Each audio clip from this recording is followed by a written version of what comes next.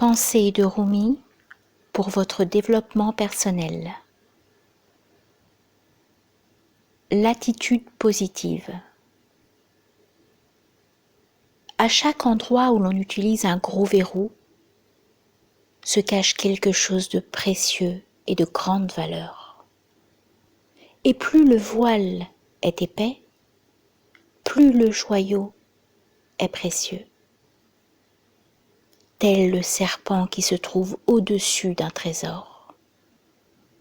Ne regarde pas la laideur du serpent, mais considère les choses précieuses qui se trouvent dans le trésor.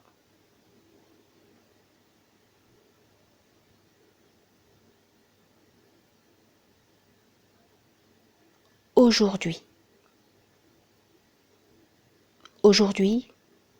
il faut profiter de chaque souffle, car chacun de tes souffles est un trésor.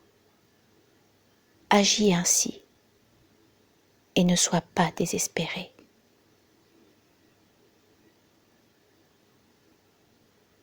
Bienveillance. La bienveillance devient un baume pour l'hostilité. Prends garde à la malice de celui à qui tu as témoigné de la bienveillance.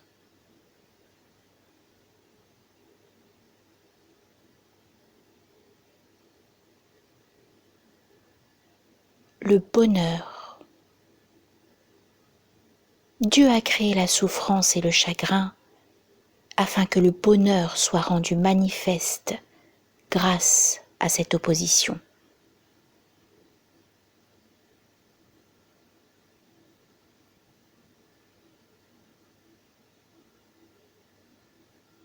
Tout en ce monde recherche le bonheur. Et en raison d'un faux bonheur, ils sont dans le feu.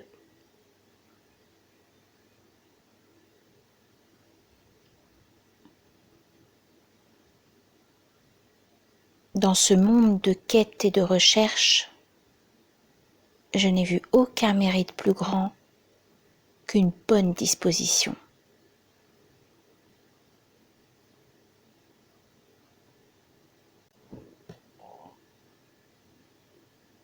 Cadeau. Venir les mains vides à la porte des amis est comme aller sembler au moulin.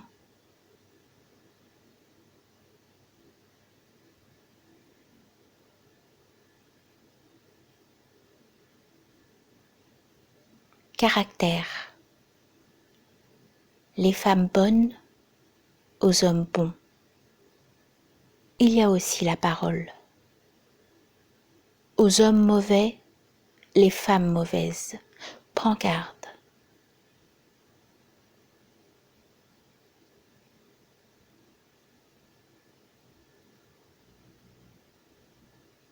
Sache donc qu'une apparence belle et séduisante, avec de mauvaises qualités, ne vaut pas un liard. Et même si l'apparence est méprisable et déplaisante, quand le caractère de cette personne est bon, meurs à ses pieds.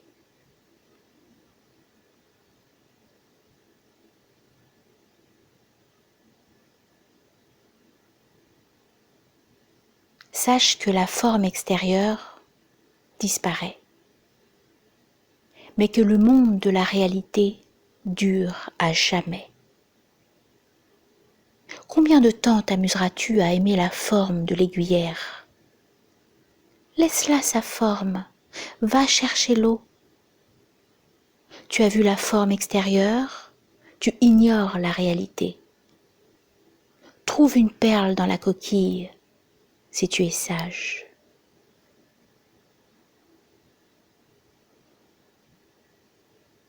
Chagrin. Tous ces chagrins qui sont dans nos poitrines naissent de la vapeur et de la poussière de notre existence et de nos désirs.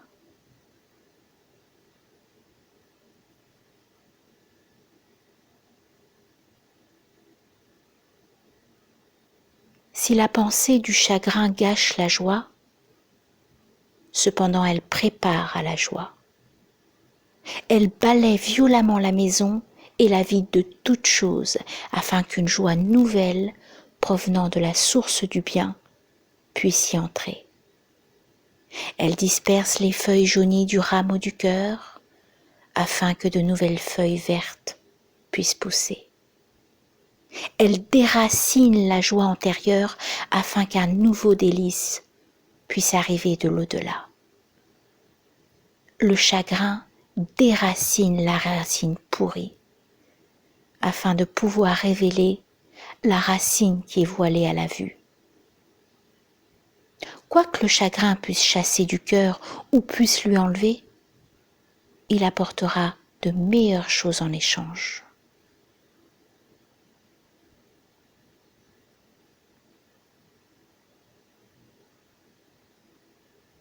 Spécialement pour celui qui sait avec certitude que le chagrin est le serviteur de ceux qui possèdent la certitude. Si les nuages et l'éclair ne montrent pas un aspect sombre, les vignes seront brûlées par les sourires du soleil.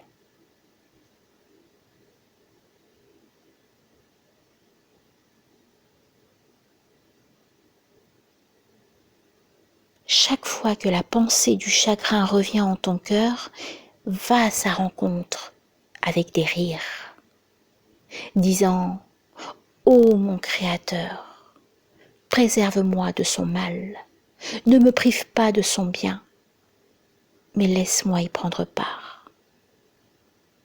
Ô mon Seigneur, permets-moi de rendre grâce pour ce que je reçois. Ne me laisse pas éprouver un regret ultérieur si le bienfait reçu disparaît. »